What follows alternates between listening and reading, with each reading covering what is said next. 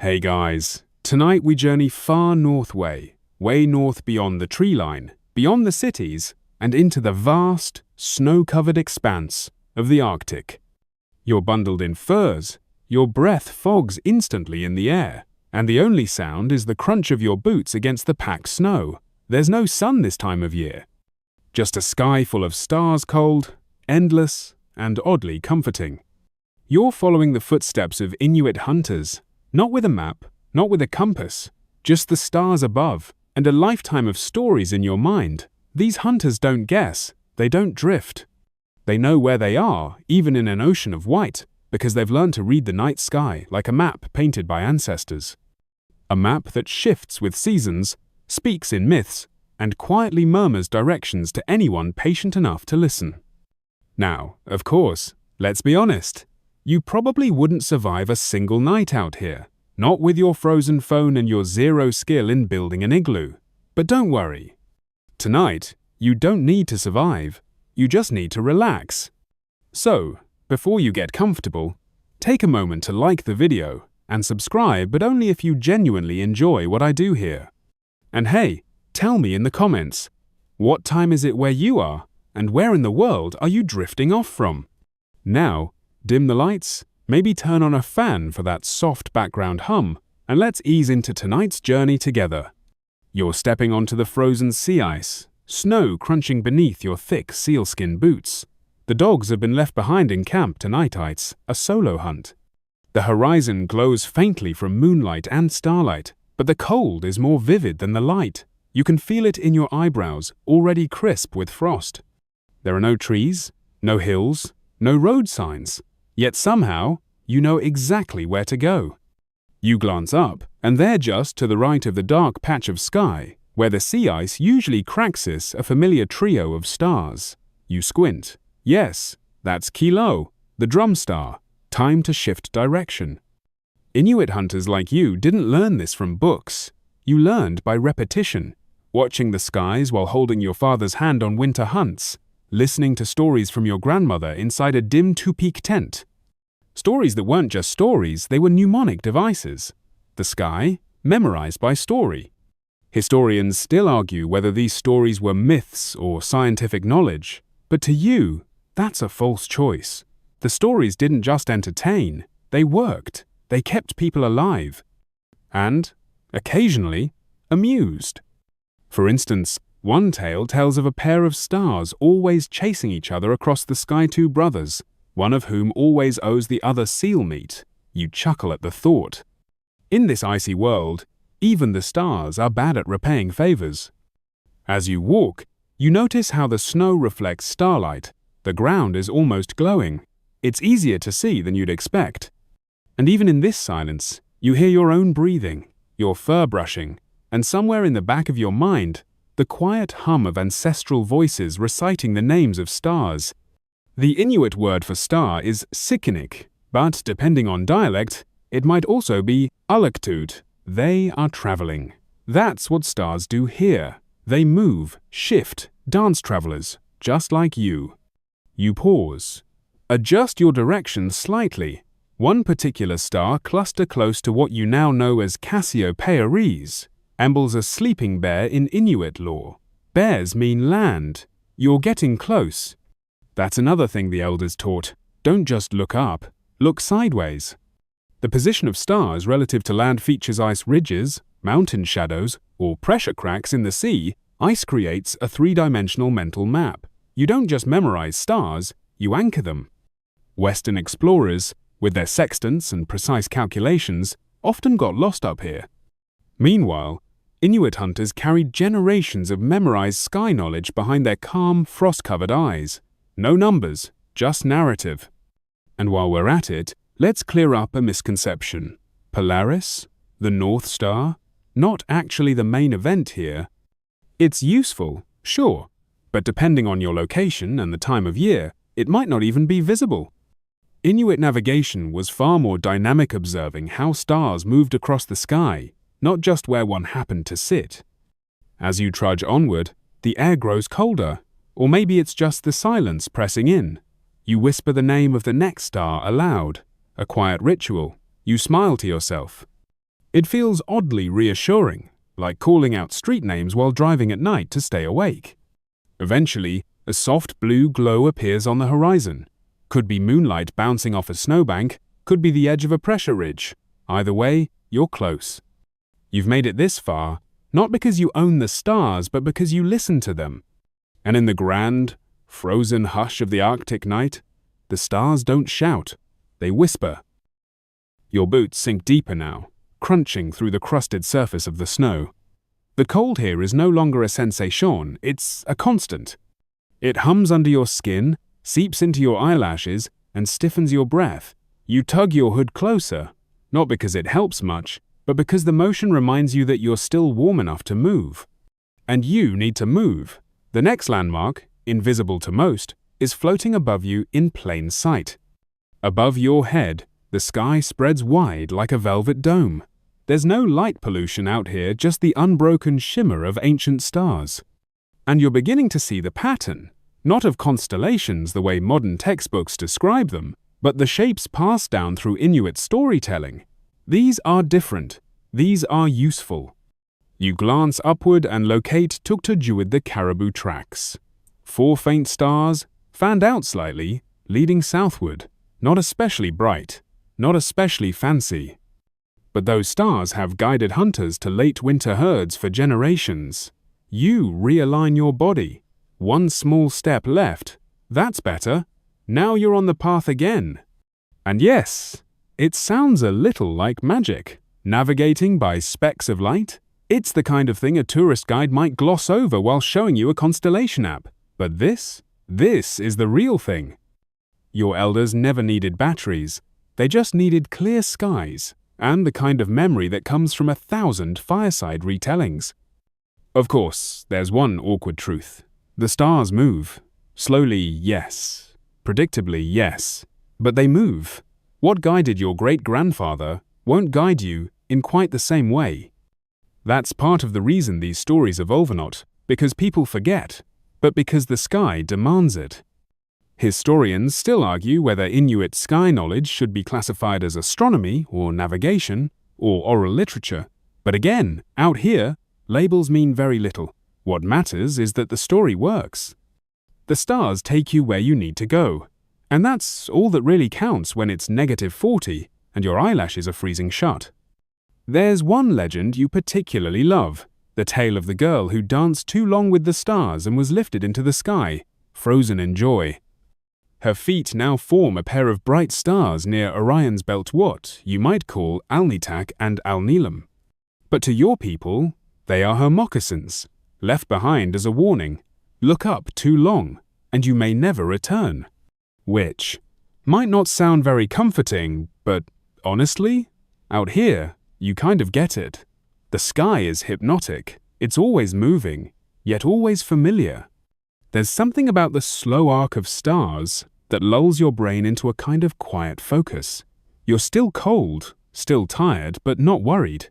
That part's gone now. You blink and look down. The terrain is changing. The snow is smoother here, laid down by uninterrupted winds. No ridges, no seal holes. This is the stretch your uncle warned about the white corridor. Nothing to see, no shadows, just an unbroken field of white, day or night. But even here, you're not truly lost. You tilt your head and find Axarniat, the northern lights, dancing faintly at the edges of your vision. They don't offer direction, not really, but their position relative to the stars gives clues. Are they directly north tonight? Off by a few degrees? Do they flicker near Nikitswituk, the old man's star, which some call Betelgeuse? Each answer subtly guides your steps. And while the aurora are dazzling to newcomers, to you they're normal, background noise, like freeway traffic in a city. That said, there is an old superstition that whistling at the lights will make them dance more wildly or, worse, descend and steal your head. You test it, but, yeah, maybe not worth the risk, especially alone. As you press forward, a sudden gust of wind stings your cheek. You instinctively crouch and glance at the stars again. That gust came from the east, but the stars confirm your heading is still true. The wind's just showing off. Arctic weather has a flair for the dramatic. You remember another lesson. If clouds start creeping in, obscure the stars, or shift the moonlight just so, you can rely on subtle reflections in the snow. The snow's sheen varies based on light source. Moonlight reflects like a mirror. Starlight, especially starlight near the horizon, gives it a pale, granular shimmer, like sifted flour. You begin using both now stars above, shimmer below to triangulate your path. It's slow going, but every step feels confident. That's the thing people miss about Arctic navigation. It isn't fast. It's rhythmic, almost meditative. There's another faint group of stars to the west. Modern charts call them the Pleiades. You know them as Sakhumut, the bead stars, a symbol of patience and craft. A reminder to hunters that rushing leads to mistakes. The Pleiades appear low in the sky during late fall, warning travelers to prepare for long darkness. Now, in deep winter, they're high above steady company on your walk. There's even a playful story about how those stars are a scattered string of beads, broken by a careless young woman running to a feast. Her mother still searches for them across the sky, night after night, which is oddly relatable when you've ever lost a mitten out here. You exhale slowly, watch the mist float sideways, and feel despite everything okay. Safe, even.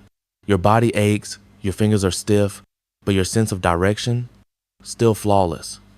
Not because of some magical sixth sense, but because you've learned to trust the sky.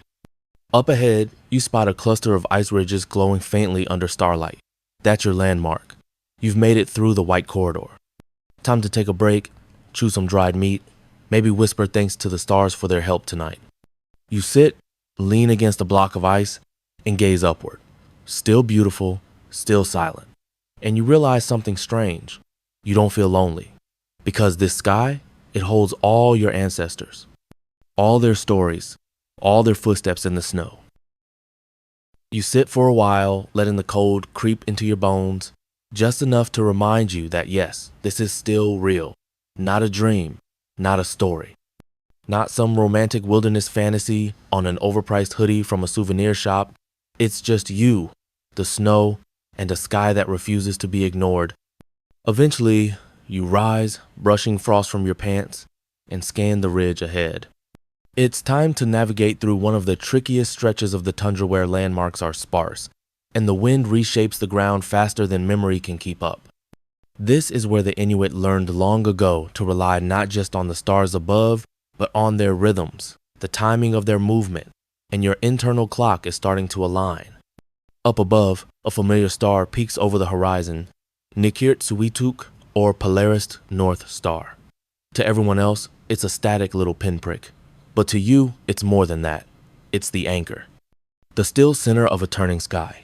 It doesn't move, not much anyway, and that gives it power. Inuit hunters once used Polaris like a mental compass rose where it sits above the horizon, gives you a rough latitude. Not bad for a star that's basically playing freeze tag with the universe. But you don't just use where the stars are. You use when they're there.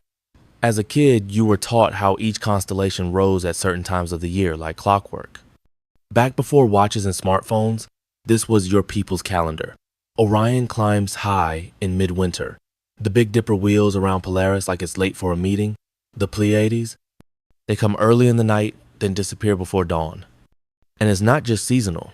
The Inuit also timed hunting trips by which stars would be visible in the first hours after sunset, kind of like a stellar alarm clock. Miss your window and the seals would move on. The snowpack would shift. Or worse, you'd get caught between ice floes and find yourself doing the Arctic equivalent of oops, all ocean. Still, historians can't quite agree on how precise Inuit star knowledge really was. Some argue it's more poetic than practical, a web of legends tied loosely to directions. Others claim it's a full-blown cold weather GPS powered by centuries of observation. The truth, as usual, probably falls somewhere in between. But what's beyond debate is this: it worked. It got people home. And that matters more than any academic footnote. Now you're using it yourself, practically without thinking. Your eyes flick to Kuturjuwada line of stars in the shape of sled runners just clearing the eastern edge of the sky. Right on time. That means you've got about 2 more hours of stable wind before things get weird again. Don't ask how. It's just what happens. Down below, The snow has shifted. Dunes of wind-hardened powder form strange, curving patterns, almost like waves on a white ocean. And that's exactly what early Inuit hunters called them, snow waves. They aren't random, they're shaped by wind directions, and if you know how to read them, they're basically frozen compasses at your feet. But tonight, they're subtle, too subtle. You tilt your head and look back up. Good. The stars confirm it. You're still angling westward, toward the hunting outcrop that juts like a white tooth into the empty plain. You haven't veered. Not yet. You chuckle softly at the idea of calling all this boring history. Sure, it's not medieval castles or Roman battles, no dramatic betrayals, no poisoned goblets. But think about it. This knowledge let people move across thousands of square kilometers of featureless ice and not die, repeatedly. That's kind of impressive.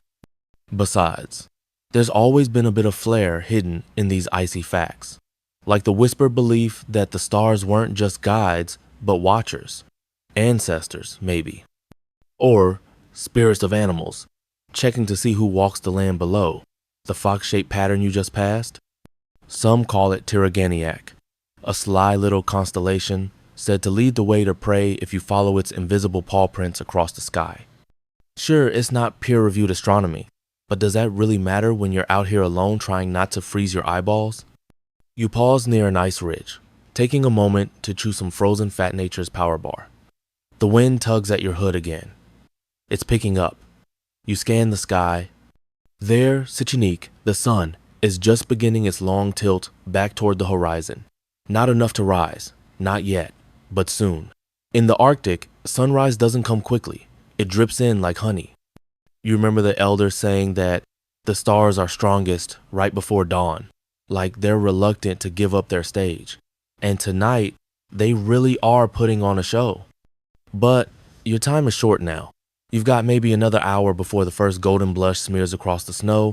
That'll make visibility easier, but ironically, it'll make navigation harder. The stars will fade. The shimmer on the snow will flatten. You'll have to switch to ground sign saying those are never as reliable when the wind's been busy. You check Polaris again. Still in its spot. Still watching. Good. Up ahead, you finally glimpse it, your destination. A faint bulge in the horizon. The hunting outcrop. A place where seals often breathe through cracks in the ice.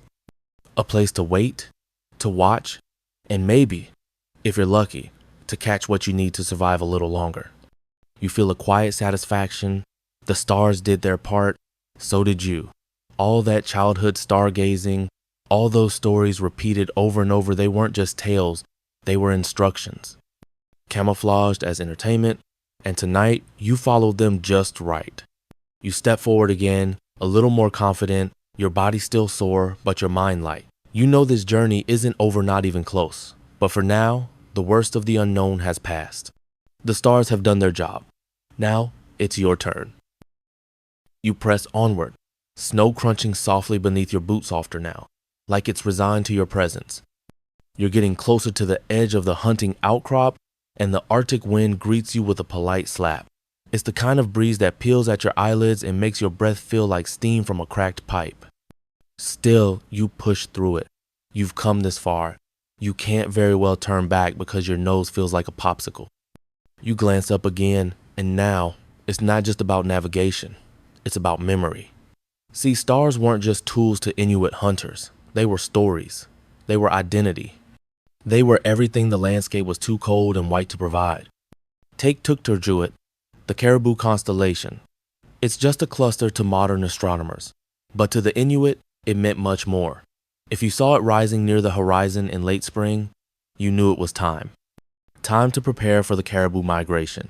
Time to shift your tools from seal hunting to bow crafting. That single constellation was an entire to-do list, delivered nightly, for free, no subscription required. You chuckle again. Modern humans really do like to make things complicated. Cloud storage, over-designed calendars, syncing devices. Meanwhile, the Inuit just looked up, saw a shape in the sky, and knew what to do for the next 3 months. Efficient, elegant, and far less prone to battery failure. There's also Chila Lugartinik, the great white whale, another constellation you remember hearing about as a child. It's not on any modern star map, of course.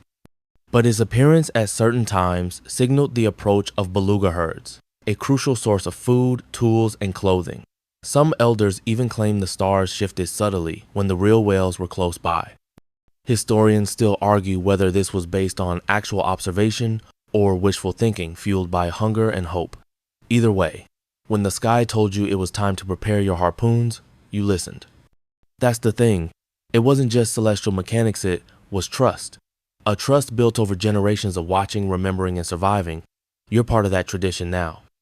Even if your winter jacket came from a Canadian outlet store and your boots are laced with fluorescent orange. Suddenly, your path slopes downward. You slip a little, just enough to spike your pulse, but you recover. The snow here is wind-packed and hides uneven ridges beneath. Your footing is uncertain. No problem though. You've been trained to move with the terrain, not against it. You adjust your weight, take shorter steps, and let gravity do half the work. This is where ground sense kicks in. But even as you focus on your footing, your eyes keep flicking skyward. You can't help it. It's like the stars are speaking, not with words, but with angles and rhythms. They don't tell you where you are. They tell you where everything else is, and that's enough to figure out the rest. Of course, it's not perfect. Clouds happen, storms roll in, and that's when backup kicks in, not digital mental. You remember how your grandfather taught you to memorize the angle between Uksuktuk, the fat one star, and a distant ice cliff. How the position of one tiny speck in the sky could line you up with a landmark you couldn't even see yet. Mental triangulation. It's a neat trick, and one that saved many a hunter from wandering in circles. But again, not everyone agrees on just how standardized this knowledge was. Some anthropologists believe Inuit celestial navigation was more instinctual than mathematical, closer to a gut feeling than a graph. Others think it was meticulously mapped, just not in any written form we'd recognize. No star charts or scrolls, just oral maps passed from lip to ear like sacred recipes. One wrong word, and you're cooking with ice instead of fire. Speaking of fire, you suddenly smell something. Faint, smoky, a fire pit, maybe.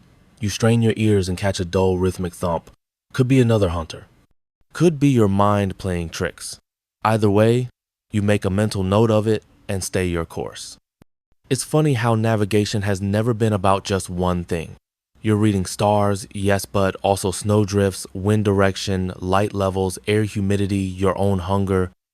Inuit navigation was holistic, long before that word got co-opted by yoga studios.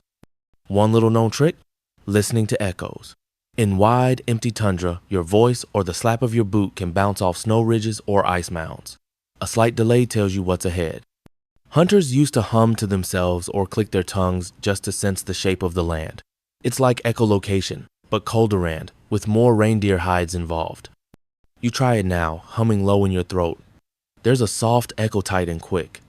That means the outcrop's closer than you thought. Maybe just around that ridge. You pick up the pace, spurred by the promise of shelter or, at the very least, a better view. The stars above begin to shift. Not much, but enough. They remind you that time is still passing. The earth is still spinning. And sunrise, no matter how lazy in the Arctic, will come. You crest the ridge, and there it is, the outcrop. A shelf of hardened snow and ancient rock, barely taller than a shed. But to you, it's a palace, a throne, a place to sit, catch your breath, and maybe snack on something that isn't made of blubber. As you sit, you let your eyes wander again across the sky. The constellations are slipping westward now, like shy performers exiting the stage. Soon, the Big Dipper will dip below the ridge, and the Pleiades will start their slow fade. You take one last look at Polaris, your old friend, still there, still watching, still constant. And for a moment, you let yourself believe that maybe, just maybe, it's watching you back.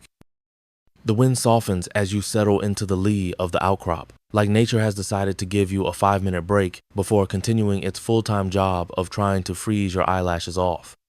You lean back, shoulders brushing the rough rock, and let your eyes adjust to the uninterrupted night sky above. It's hard to describe the Arctic sky to someone who's never been out here. No light pollution, no airplanes, no buzzing neon lights from all-night diners.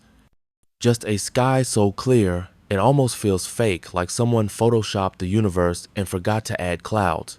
And within that sky, the Inuit found order. Not the kind of order with textbooks and rulers, but the kind you feel in your gut. You're starting to feel it too, that hum beneath the surface, a quiet rhythm pulsing through the stars. You trace it now with your finger, drawing invisible lines in the air between bright points. There's Nutuatuk, the never-setting star. And just below, those three bright dots that point to the tail of the bear, the Inuits' version of the Big Dipper. Except in this culture, it's not a bear, but a sled being pulled across the sky by dogs. And just like a real sled journey, that constellation moves steadily from east to west, hauling time with it. These weren't just bedtime stories. These were multi-use navigation tools, teaching guides, and entertainment systems all rolled into one. Imagine growing up without Netflix, and instead having your grandma point to a flicker in the sky and say, "That dot? That one means your uncle once got lost for 3 days because he forgot which direction it was heading." Some stories were moral lessons, others were warnings. You recall the tale of Tiraganiac, a star that wanders unpredictably across the sky. It represents the soul of a mischievous child who didn't listen to his elders and now roams forever, alone, punished by the spirits. Historians still argue whether this was based on the erratic movement of certain planets or simply a convenient way to get kids to shut up and go to sleep. And now you see how clever it all was. The Inuit didn't need to map the entire sky, just the parts that mattered. Stars near the horizon that rose or set at the same point every year? Super helpful. Stars that spun in tight little loops around the North Star? Less useful, more decorative. They focused on what moved, what could be tracked, and what aligned with known features of the landscape. Take Alavik for Instansenat, a constellation you'd find in any formal star atlas, but one that Inuit elders described as resembling the shape of a fox in motion. Its rising marked the time when foxes began their seasonal migrations, often crossing near-known trails and hunting paths. Hunters used it like a seasonal marker, adjusting their traps and prepping their gear accordingly. There's also the way star angles work like mental compasses. By comparing the height of a star above the horizon to your known surroundings, you could estimate your latitude. This wasn't precise like a GPS ping, but it got the job done, especially when paired with local knowledge like the shape of a nearby cliff or the sound of ice shifting over a frozen inlet. In fact, combining star data with environmental memory was essential. Inuit navigation wasn't just, look at star, go that way. It was, remember that last winter when the star named Kimik Nuvujak passed just above that weird lump of snow that looks like your uncle's nose? Yeah, follow that path. It was like using landmarks, but those landmarks lived in the sky and changed with the seasons. You shift slightly, feeling the cold seep into your layers. But it's a good kind of cold bracing, sobering, alerting. You sip from your flask, the warm liquid chasing away the edge of numbness from your lips, and glance upward once more. You wonder how many Inuit hunters over the centuries have stared at this same sky from this same outcrop, watching the same constellations pass. How many were young and nervous like you? How many felt the same flicker of pride when they correctly spotted Tuktojuit or anticipated the turning of Kilalu Gartanik? Sure, we've got digital star maps now, apps that tell you what constellation you're looking at with just a swipe. But there's something about earning the knowledge about not needing a screen between you and the cosmos. That's what you're really here for, even if you won't admit it to your expedition group. You smile, thinking back to something your great aunt once said, "The stars don't talk. They just wait for you to shut up long enough to listen." You didn't get it at the time. Now, you get it. Oh, you get it. And still, not everything is clear. There's ongoing debate about just how scientific Inuit star knowledge really was. Some researchers argue it lacked consistent measurements and repeatable methods. Others claim it was observational science in its purest form, just undocumented by Western standards. Either way, the results speak for themselves. When it's -40 out and you're standing on a sheet of featureless white, being able to point your nose in the right direction because of a twinkle in the sky, that's not just impressive, it's life-saving. The stars begin to dip a little lower now, and the world around you starts to shift. You feel it before you see it, a faint glow faint like the memory of a candle licking at the far horizon. The beginning of a sunrise. A very slow, very reluctant sunrise. You rise, brushing frost from your pants, and check your bearings one last time. Polaris check, Caribou stars check. Your feet crunch back into the snow as you prepare to descend, this time guided not just by what's above, but by what you now carry within. You start walking again, your boots pressing into the thin crust of snow left undisturbed by the wind. It's quiet. So quiet that your own breath becomes the loudest sound in the world. Steady, rhythmic, fogging in front of your face like smoke from a tiny chimney. Overhead, the stars have shifted ever so slightly, inching west like they always do, and that's when it really hits you. Even the sky is walking. You squint up at Kilalugartinik, the Beluga constellation, its stars arranged in a curve that mimics the graceful arc of a whale's back breaching through waves. The Inuit believe this pattern predicted the migration of belugas along the coast, and when it appeared high and clear in the night sky, it was time to prepare for the hunt. Of course, if you read that in a textbook, it might seem poetic, but when you're out here, half frozen and miles from the nearest heating vent, the poetry becomes a survival strategy. The belugas didn't just mark the seasons, they also helped align coastal routes. For communities living near Hudson Bay or the Beaufort Sea, those stars floated above the ice shelves, glowing in a way that was uniquely visible when reflected off freshly cracked leads' natural fissures in the frozen ocean. Follow the beluga above the leads and chances are you'd find game. Miss it and, well, you might end up gnawing on dried seal intestines for the fourth day in a row. Not ideal. You pass a low ridge now, one smoothed into a wind-polished wave of snow. It blocks the breeze just long enough for you to really hear the crunch of your steps and catch the sound of something else faint howling in the distance.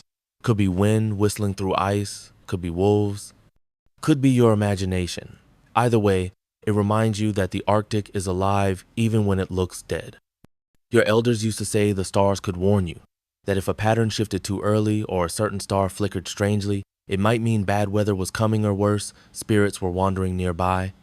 Historians still argue whether these beliefs were metaphorical or rooted in actual atmospheric phenomena like auroras and temperature inversions. But when a hunter sees Sikinikukwakti, the sun seeker star, glint too brightly, he doesn't wait around to debate. He turns home, fast. And speaking of home no matter where an Inuit hunter wandered, there was always a way back. That's where Tukturjuit, the Caribou Tracks constellation, comes into play. These stars, forming a line that mirrored real-life hoofprints across snow, were memorized by heart. Imagine walking for miles in pitch darkness, scanning above for familiar clusters that told you, quite literally, which direction was toward the cache with smoked meat, and which was, oops, this is the land where nothing grows, not even regrets. You stop for a second, looking up to trace those tracks yourself.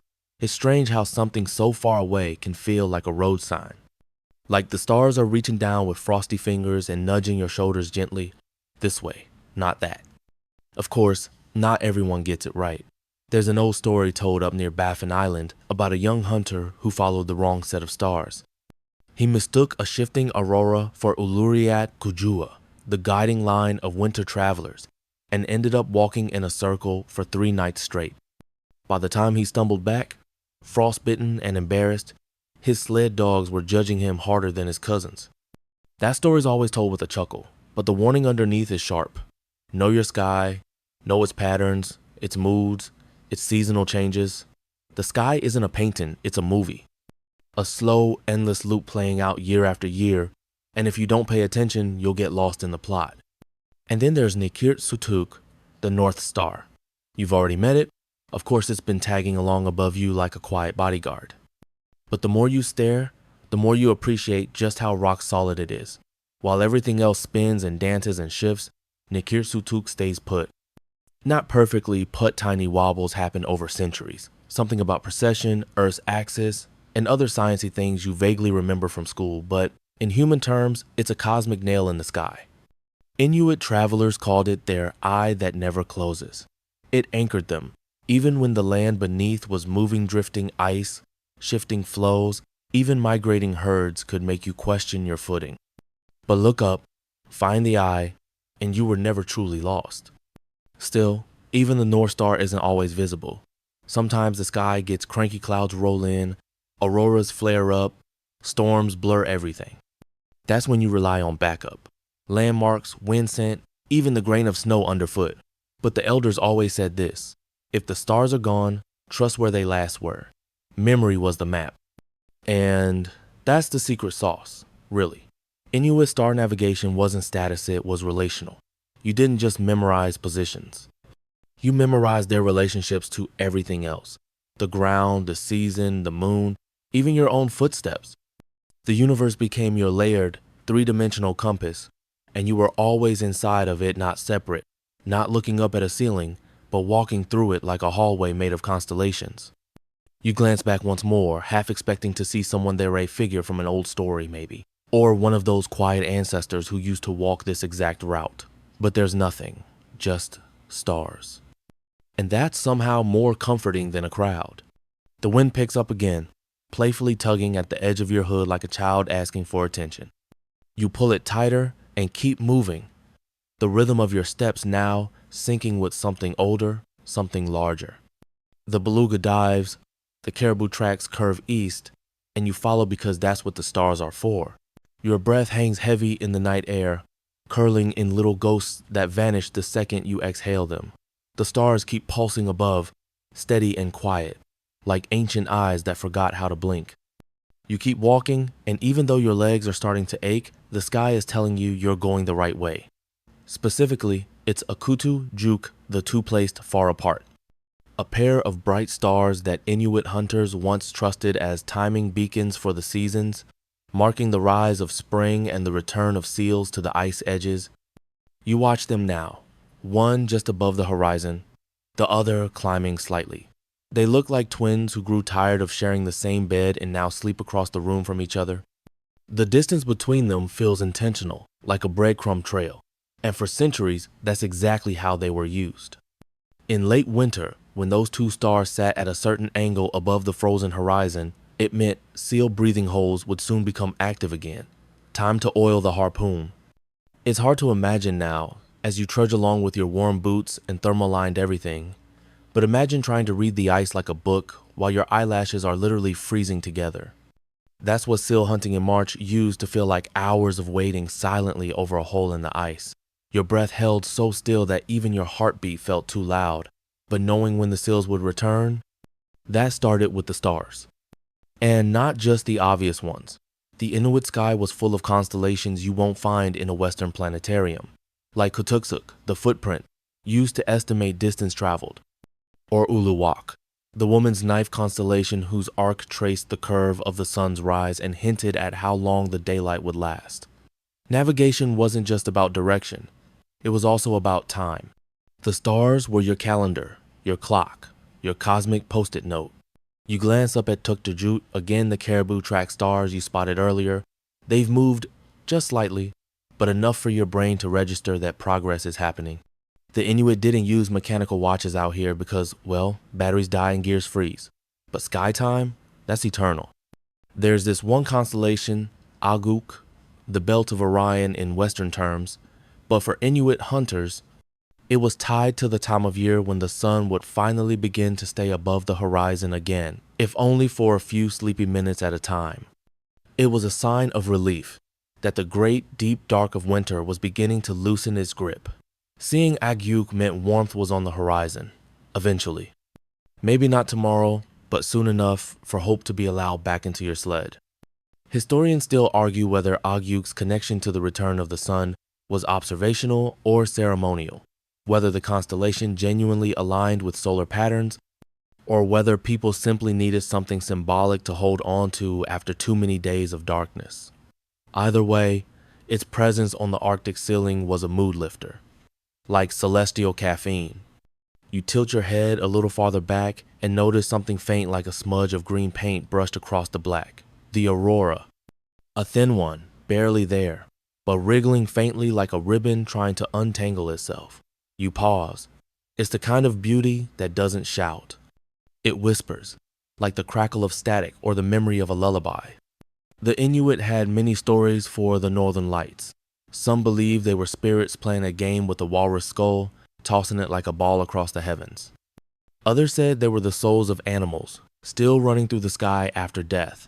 One tale warns that if you whistle at the aurora, it might swoop down and snatch your head off. So maybe don't test that theory tonight, tempting though it is. But the aurora also served a more practical function. It was one of nature's indicators. Certain patterns meant warmer air was approaching, or wind shifts were imminent. The flicker and dance weren't just pretty. They were predictive. The sky doesn't just entertain, it advises. You notice now that your footing's gotten crunchier, coarser snow, with bits of ice crystal catching the starlight in little rainbow glints. That's your cue. You're nearing a sea ice edge. You kneel, brushing your glove across the surface. Sure enough, the smoothness has fractured into tiny ridges. If this were a real hunting trip, you'd slow down, listen for breathing holes, look for signs of seal movement under the ice. But tonight, it's just you in the sky, remembering how people used to read it like a living map. And a map with layers, too. Constellations weren't flat. They were stories. Nanarjuk, the giant polar bear in the sky, was said to chase Oxarneed, the fox spirit.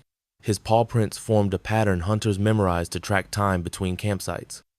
Kids would hear the story first as a bedtime tale, then later as instruction, then finally as survival strategy. The fox was clever, always one constellation ahead, but the bear never gave up.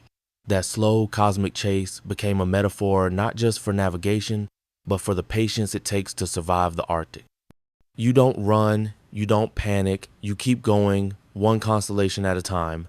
And then there's Tiraganiac, the Arctic fox star, barely visible now, low near the horizon. But on a clear night, its sudden reappearance could mean migration trails were opening up again. It was another way of saying, hey, the game is back, grab your gear. Some hunters even believed Tiraganiac's brightness was tied to luck. The sharper it shone, the more seals you'd catch. Others thought that was nonsense, and that the light only looked bright because your eyes were desperate for anything that wasn't pitch black. Historians still argue about it, of course.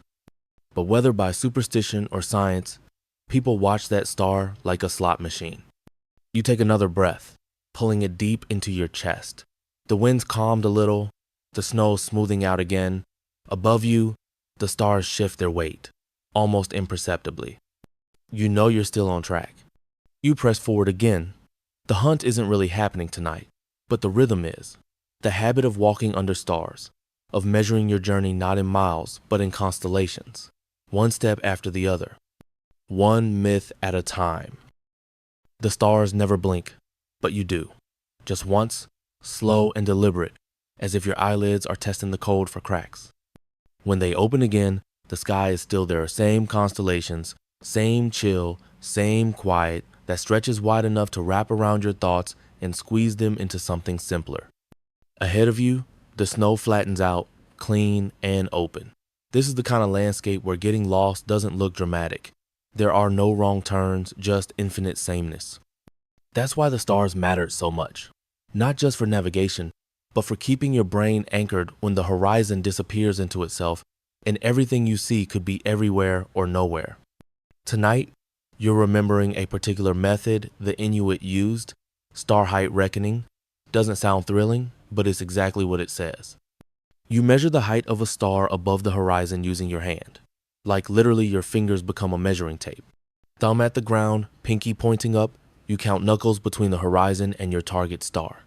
If that star hits the fifth knuckle, you're near your destination. If it's below the second, you've overshot.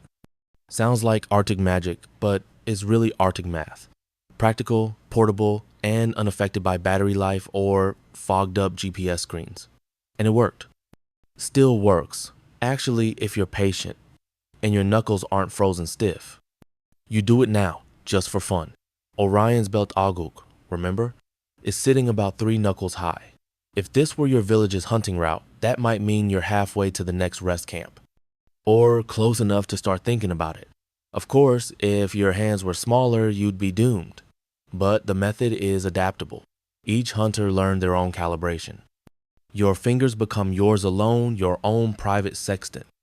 Historians still argue whether this technique was learned through trial and error or passed down through some shared Arctic geometry curriculum that was never written down. Either way, it made use of the one tool every human always has, their body. And speaking of bodies, let's talk about shadow navigation. When the moon was out, which, let's be honest, in the Arctic winter, was a pretty reliable friend, it threw long, sharp shadows across the snow. Inuit hunters used these to judge terrain. A rock's shadow was short and squat. A drift's shadow shimmered. But more than that, your own shadow could tell you what direction you were facing. If the moon was behind you and your shadow stretched ahead, then you were facing the right way east, or whatever east meant in your own personal sky map. You take a look now. The moon's off to your right, just enough to cast your silhouette diagonally ahead. You nod. Your instincts were right, or your shadow's just being nice. Either way, you press on. Here's a quirky one. Some Inuit hunters swore that you could hear snow crystals singing on certain nights, like actual singing. High-pitched, almost musical notes, triggered by the crunch of your boots or the pressure of a sled runner. The explanation? Possibly friction, possibly imagination, or maybe the snow just gets bored and wants to show off. You hear nothing now, just your own breath and the occasional whisper of wind. But you like the idea that maybe, on just the right night, the Arctic performs. There's another star you're watching now, Sirius, the brightest one in the sky. For Inuit hunters, Sirius wasn't just a shiny point in the dark, it was part of a constellation called Chimik, the sled dog. If Sirius was too low in the sky, it meant the season was off balance. If it was bright and high, that was a green light for travel. It was said that the dog was either sleeping or alert, depending on the angle of the star. Tonight, Chimik is very awake. And he's not alone. The sled constellation included a line of stars trailing behind Sirius, imagined as a team of dogs pulling a hunter across the sky. That's how the Inuit viewed the heavens, not just as things to admire, but as reflections of their real, physical lives. Dogs, sleds, seals, people. The universe wasn't some abstract thing full of Latin names and distant explosions. It was home, just higher up. Modern astronomy textbooks don't really mention this. They prefer their Orion and Cassiopeia. But across the Arctic, sky maps were drawn in experience, not myth. They told you where you were and when to rest. Some even warned you when danger was coming. There's one old tale about Tuktur-Jut, remember? The caribou tracks that says if those stars shimmer too hard or seem to skip a beat, it means a blizzard is on its way.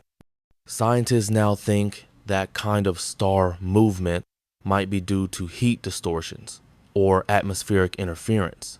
But back then, it just meant pack the tent fast. Whether you believed in science or spirits, you listened to the sky, because the sky had lived here longer than anyone. You pause again, this time not for the stars, but for your own feet. A patch of rough ice catches your boot, and you shift your weight carefully. A little misstep out here can mean a lot of regret later. You remember the stories of hunters who vanished not because they didn't know the stars, but because they didn't listen closely enough. The land is not cruel, just indifferent. And silence in these parts has edges.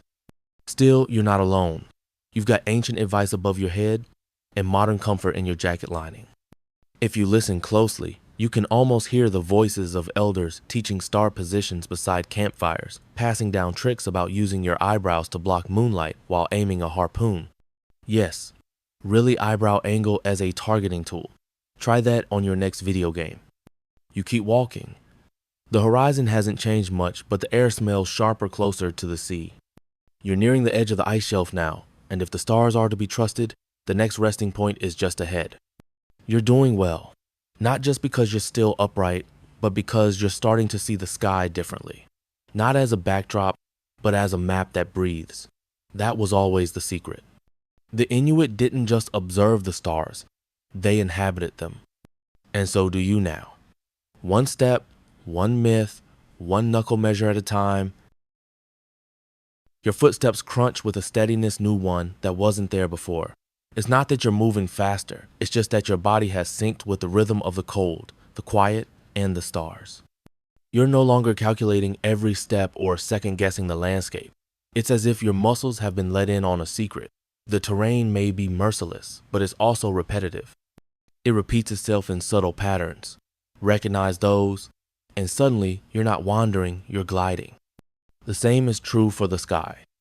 You glance up, and there it is again, Tuktujuit, the caribou tracks, stretched across the sky in patient silence. But now you notice something different. Beneath them, low on the horizon, a faint shimmer, is a cluster of stars that Inuit elders call Nuktusivik, which roughly translates to the gathering place. No, not a pub in the clouds though, honestly. That would be delightful but a celestial signal for travelers. If Nuktusivik was visible in early evening, it meant that herds of caribou might be near a known migration path. A mainstream historical note. Many 19th century Arctic explorers, especially British ones like John Ross and William Parry, were baffled by how Inuit guides could predict animal movements. Turns out they were just reading the sky and landscape together like a giant frozen nature app. But the explorers assumed it was witchcraft or wild guessing because, well, colonialism.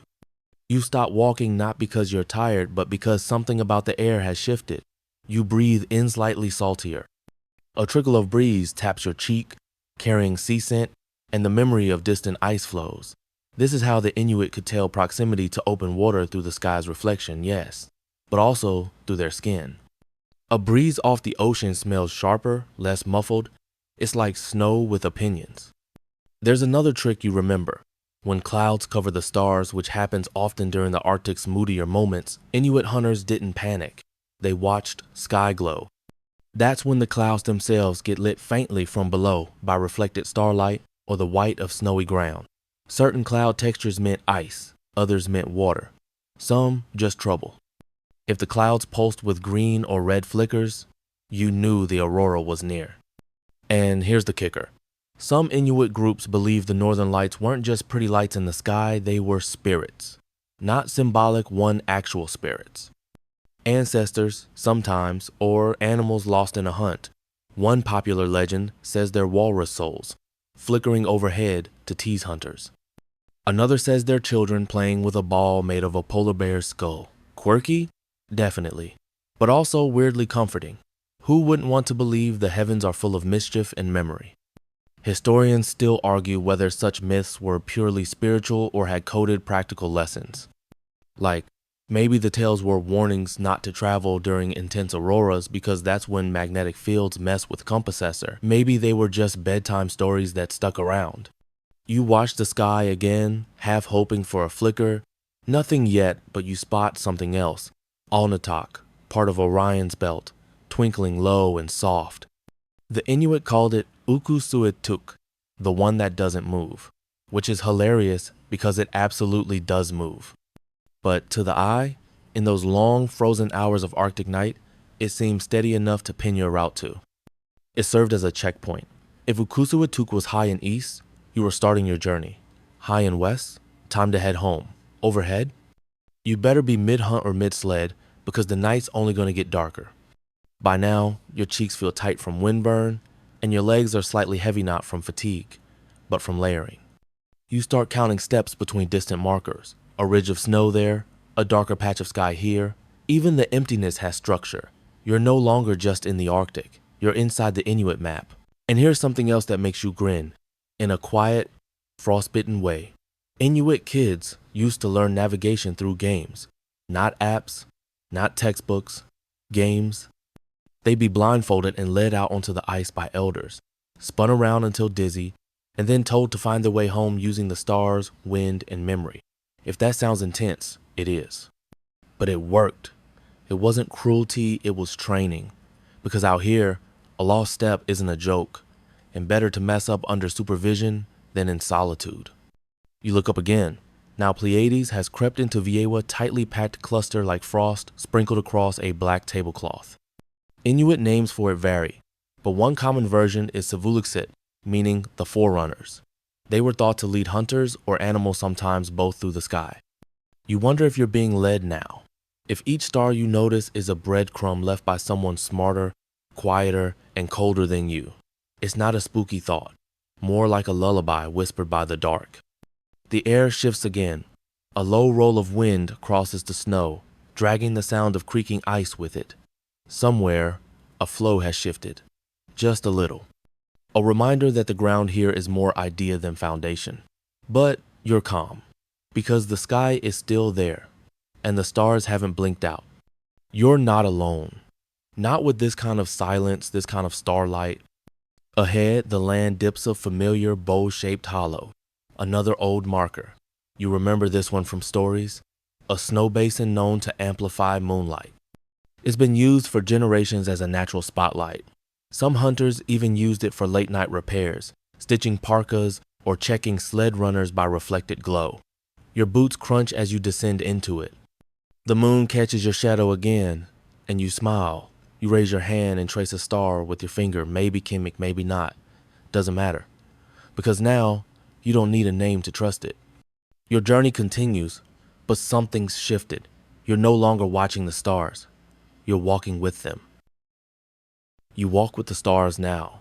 There's no need to check them every few steps. They're simply there, like breath or heartbeat or the distant crackle of snow under your feet.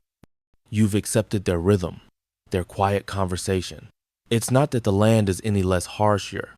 Fingers are still stiff, and your cheeks feel like they've been ironed by wind, but the fear has retreated. In its place is focus. You're not lost. You're reading a language older than maps. Ahead, the land shifts again, subtly. A slight rise, then a flat stretch. It's an ilu, a shallow ridge formed by snowdrift and wind. Inuit hunters use these subtle topographic hints as another kind of waypoint. Not just the sky, but the land itself whispered directions if you listened with your feet. And it wasn't just the stars above that mattered, it was how they moved with the land. If a star set behind a certain hill, it told you where you were. If it rose next to a jagged ridge or aligned with a frozen stream, that was your cue. The landscape and sky formed a duet, and the Inuit were the dancers who never missed a beat. Here's a mainstream fact to tuck into your mucklucks. The Inuit didn't rely on compasses. In fact, compasses were often useless. So far north, the Earth's magnetic field gets all dramatic near the poles, spinning needles like they're in a mood. Instead, hunters tracked the stars, the wind's consistency, the pressure of snow under their feet, and even the way sled dogs responded to scents or slope. And here's your quirky tidbit. Some elders swore they could hear direction, not metaphorically literally. They'd listen to the way wind moved through caribou antlers tied to sleds, or the pitch of snow squeaking under weight. Different snowpack densities sing at different frequencies.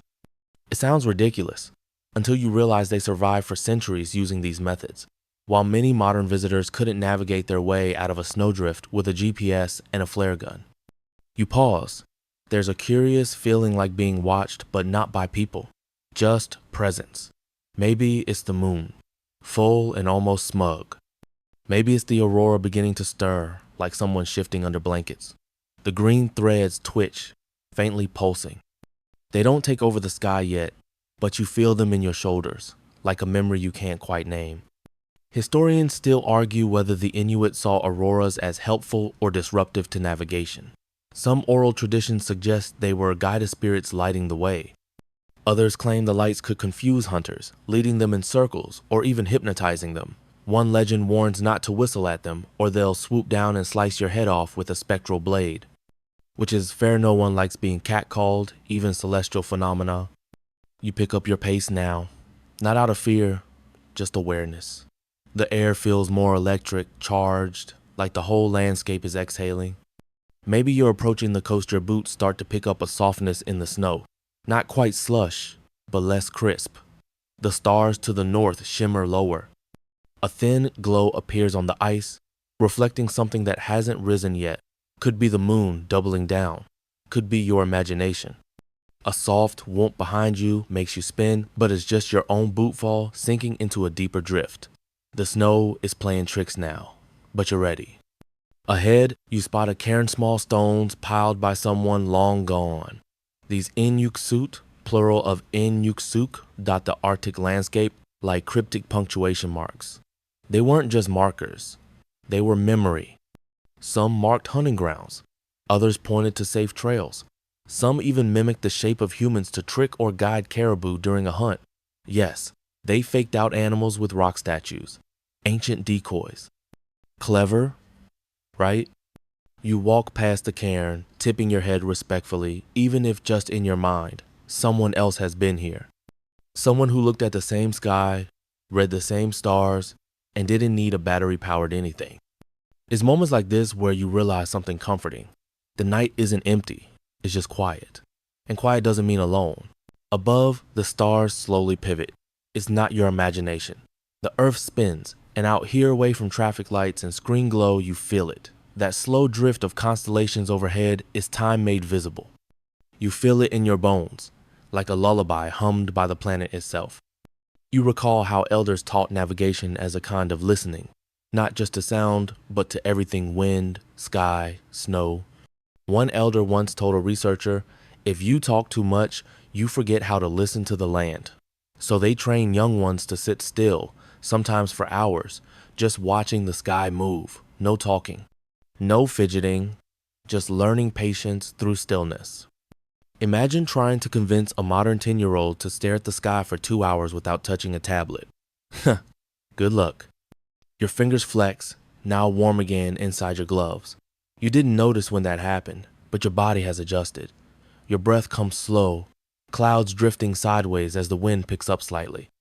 The aurora stirs again, no longer a twitch, but a ripple. Green, violet, a hint of gold.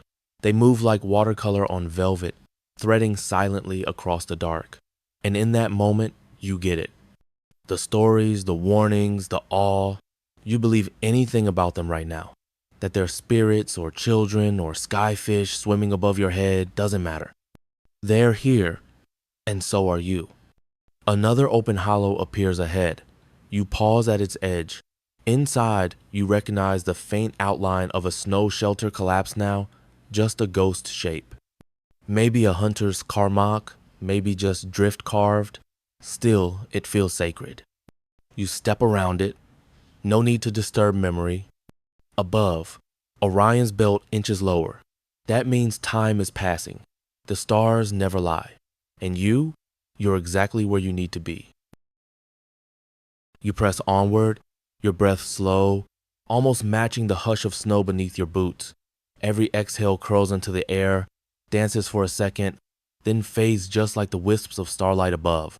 You're deep in the Arctic night now, far past any noise but your own. The stars, still whispering. The land, still waiting.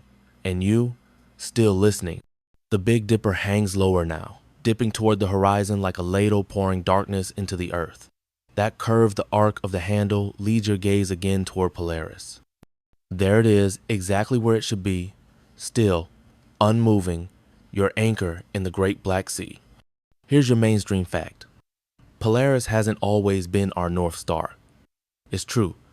Due to a slow wobble in Earth's axis called precession, the title of North Star gets passed around every few thousand years like an old family coat. Thousands of years ago, the star Thuban wore that crown. In a few millennia, Vega will take over. Polaris is just the current MVP. Lucky us, because it's unusually accurate right now, only about 0.5 degrees off true north. Good enough to not walk into the sea by accident. But the Inuit didn't just look at one star. That's like using one app to plan your whole life. They looked at relationships between stars, angles, patterns, shifting shapes. It was like watching gears turn in the sky. You're doing it now too, even if you don't realize it. Tracing lines between bright dots, letting your eyes fill in shapes, a hunter, a fox, a sled. That's not just imagination, that's cultural inheritance. All humans see shapes in the sky. We're hardwired to make patterns from stars. The Inuit, they just got really good at it. There's one shape you start to follow, now a curve of 3 stars that arcs like a leaping fish. In some Inuit traditions, this is part of a celestial river. Others say it's a trail. Either way, it leads you forward, gently bending your path as you move. A small puff of wind lifts snow into a lazy swirl ahead of you. It sparkles briefly, catching aurora light, then vanishes. For a moment, you think you see movement, but it's just your mind playing tricks again. Or not. Because here's the French tidbit. Many Inuit hunters believed the stars themselves were alive. Not just metaphors for ancestors, but actual beings, watching, moving, Thinking. Some legends say the stars could shift trails at will to test the wisdom of travelers. Not to trap them, but to teach patience. To be too eager, too confident, was to miss the lesson. And the way you crouch for a moment, brushing your glove over a patch of snow that's unusually firm, could be refrozen melt, could be the edge of old ice, or maybe just maybe a spot where someone once stood, looking at the same sky. You like that thought. Makes the night feel less empty. You rise and keep walking. The wind has picked up slightly, enough to tug at the edge of your hood. A hollow sound hums faintly across the snow like a bottle's mouth catching breath. It's not quite music, but it's close. Inuit storytellers say the wind sometimes carries memories. Not words, just feelings. A sigh, a question, a reminder. And then you see it faint, almost nothing. A flicker, not from the sky, but the earth. Ahead, low on the horizon, a tiny glint of warm light. A camp, a reflection. Your brain leaps into possibility mode, but you pace yourself. Out here, mirages happen. Reflected starlight can bounce off ice in ways that mimic campfires. You keep moving, cautious. Historians still argue whether ancient Inuit travelers left light signals for each other in open terrain. Some oral stories mention snow lamps lit at critical waypoints. Others dismiss it as unlikely wasteful of oil, too exposed to wind. But the stories persist, and here you are, chasing a flicker. The air changes again, saltier now. You're near the coast. You can't hear waves, but you feel the openness. Your body knows even if your ears don't. It's strange how land teaches you without words. Every hill, every temperature shift, even the way your boots sink or stay firm, it all speaks. You've learned to listen without trying. Remember earlier when you passed that cairn? Here's another smaller one, no half buried, crusted in wind-swept ice. It's lower, almost disguised, but it points. The stones tilt just slightly, nudging your gaze west.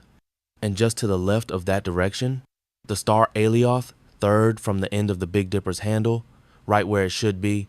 You realize now the cairns weren't random. They were star guides, earth markers that matched sky markers. 2 maps, 1 body. Your breath catches not from cold, but wonder. Suddenly, all of it clicks.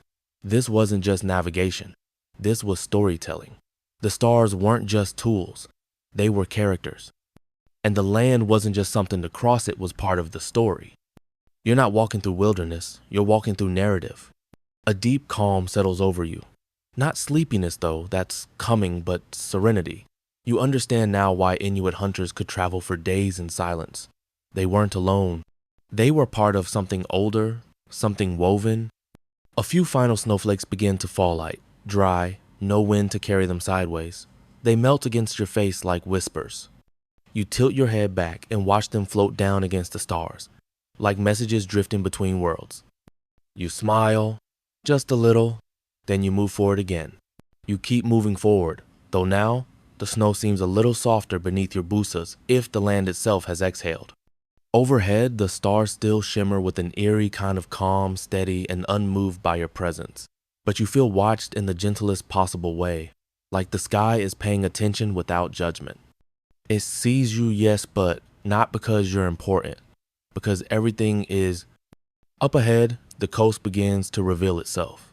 The air sharpens again, laced with the faintest tang of salt and kelp. You can't see the ocean yet, but you sense it, vast and indifferent, waiting with its own kind of darkness. The stars have guided you all this way, and now they pause. Their work is not done, but it's changing. You glance upward to the southeast. There, low on the horizon, twinkles Sirius brightest of all. Inuit traditions often saw Sirius as a marker of winter's depth, or even as the eye of a great celestial being watching the world's edge. Some believed it guarded pathways to the sea, protecting hunters from the unknown. You follow its gaze now. Mainstream fact incoming. Sirius really is the brightest star in our night sky, twice as luminous as the next contender, Canopus, and 25 times brighter than the sun to our eyes if it were as close. But it's still just 8.6 light years away, basically next door in galactic terms. No wonder ancient cultures across the globe, from Egypt to Polynesia, did to time calendars and predict seasonal change. But here's a strange twist for you. Fringe alert. Some Inuit elders say Sirius wasn't always there. Old stories speak of a time when that part of the sky was emptier, quiet, as one translation suggests, saying the star only arrived after a certain spirit climbed into the heavens, fleeing the earth.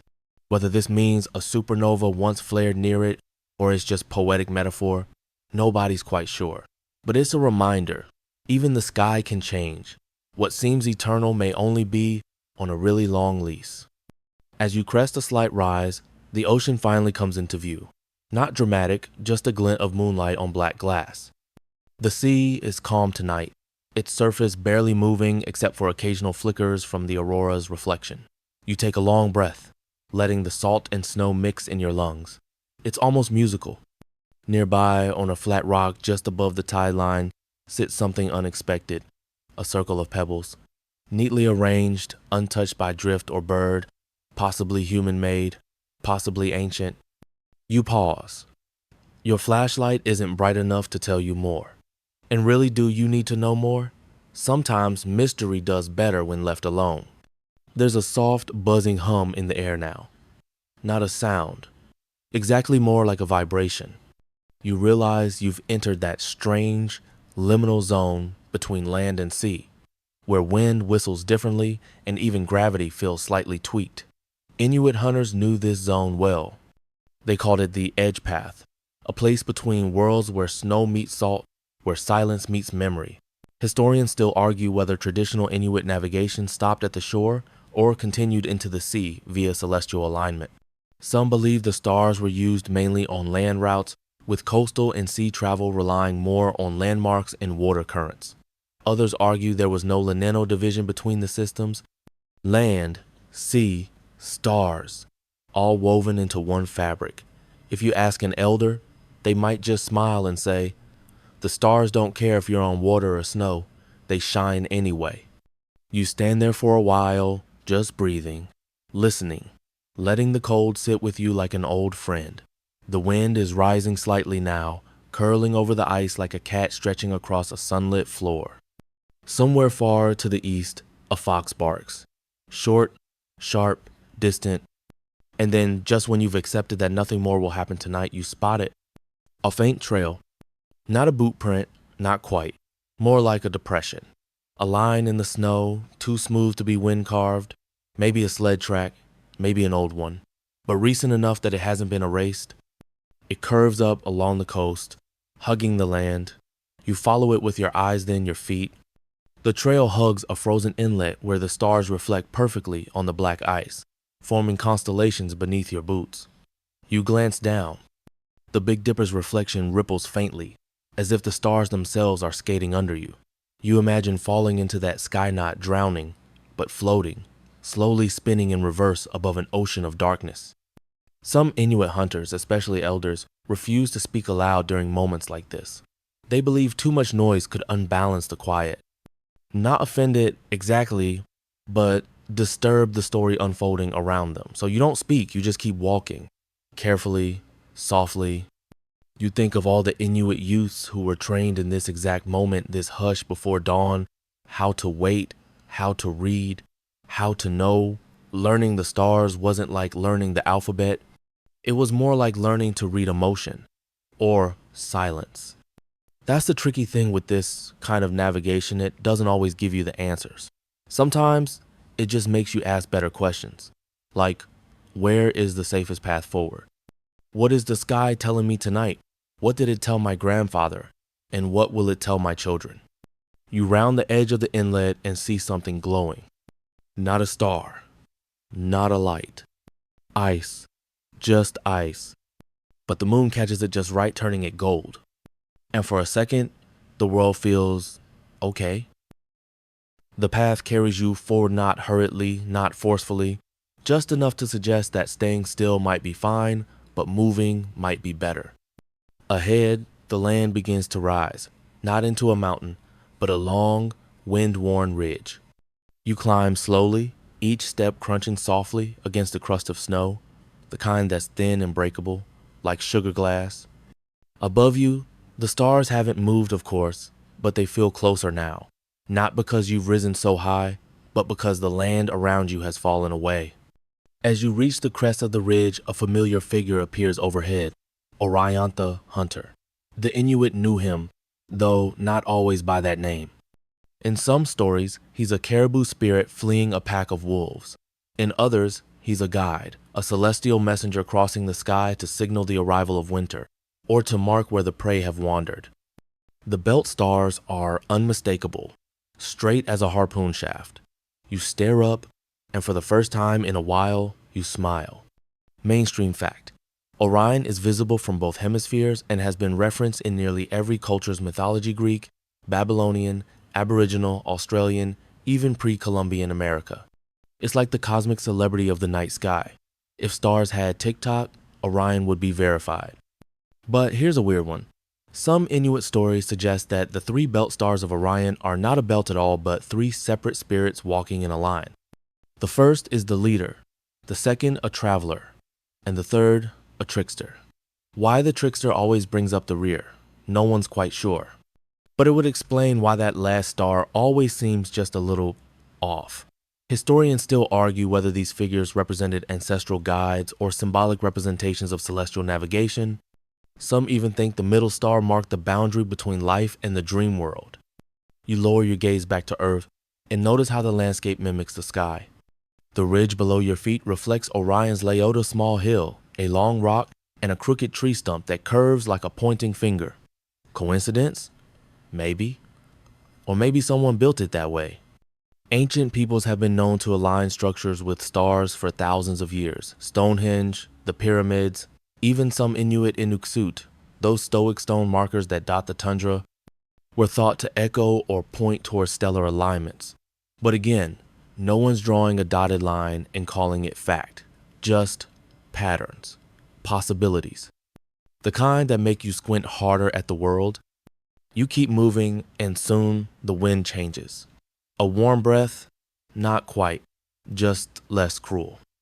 The ridge flattens and the snow seems looser now, like it's been stirred by something, not footsteps, but perhaps animals. You kneel to look, rabbit tracks.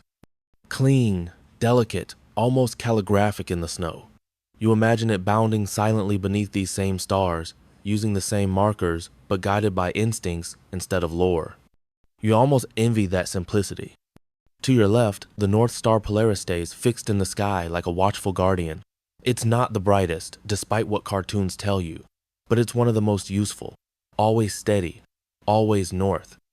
The Inuit used it as an anchor, especially in coastal travel. When ice fogs blurred the horizon, Polaris stayed constant, a lighthouse minus the house. There's an old Inuit saying, "Follow the stillness to find direction."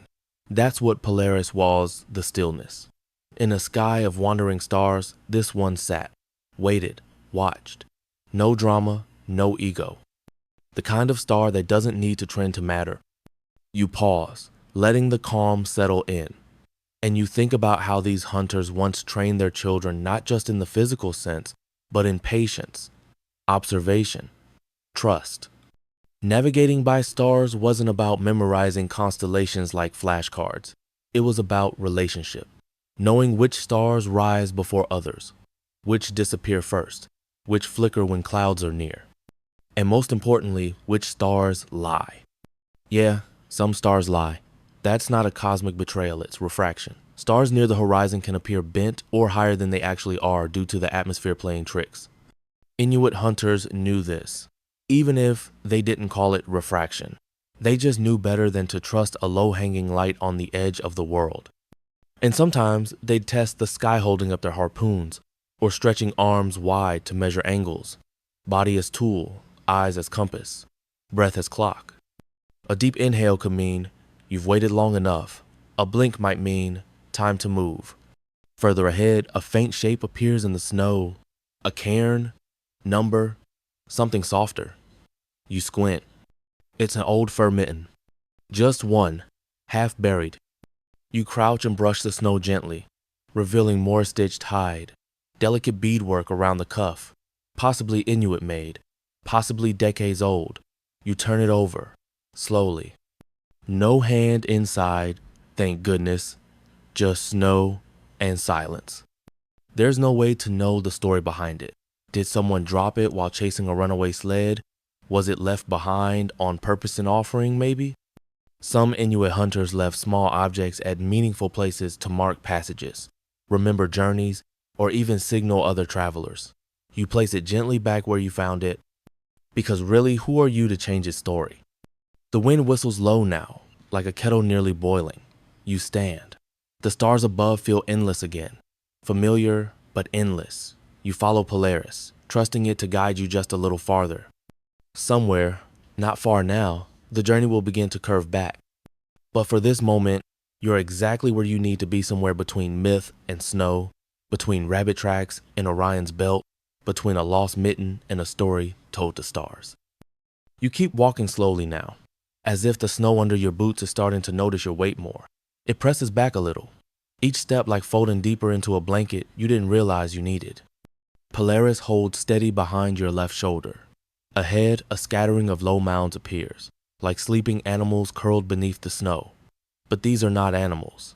These are Inuit, stone figures, humble guardians. Some people call them cairns, but the Inuit word carries more weight. Nuksuk literally means in the likeness of a human. It's a marker, yes, but also a memory. A whisper in stone. You approach on its arms outstretched, its head just a rounded rock, but somehow it's enough. It's enough to say, someone stood here once. Someone saw what you're seeing. Maybe even what you're feeling. Mainstream fact. Inuit have been used for centuries across the Arctic to mark food caches, indicate safe paths, or commemorate loved ones.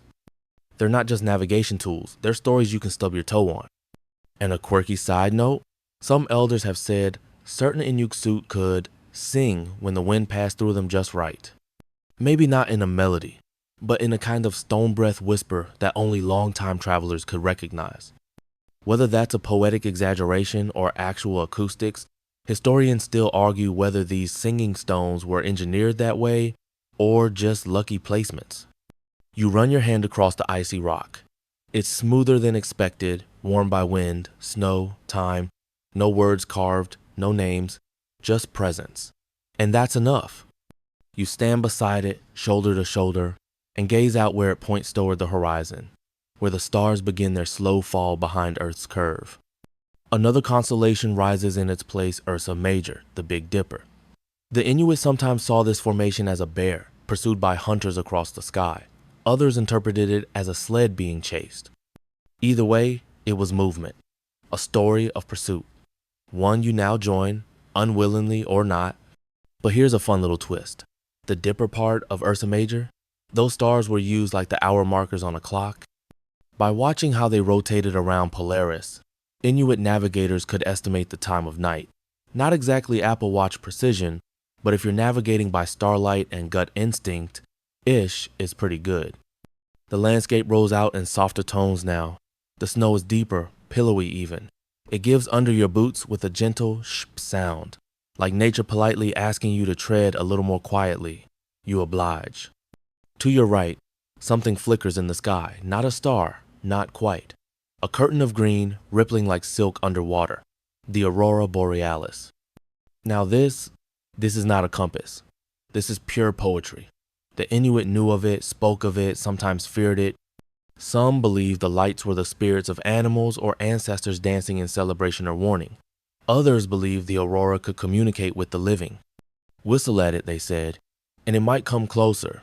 But also, don't, it might take offense.